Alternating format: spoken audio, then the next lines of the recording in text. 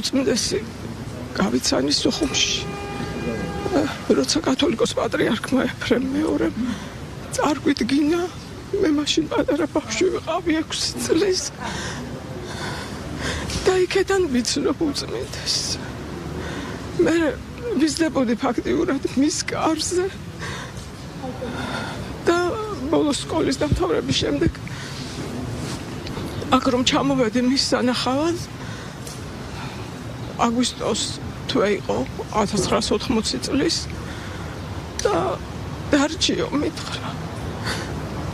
დავრჩი.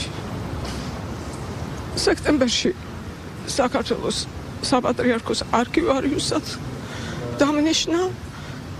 მე ვიწერდი მის ქადაგებებს წლების განმავლობაში. ვიყავი მის გვერდით.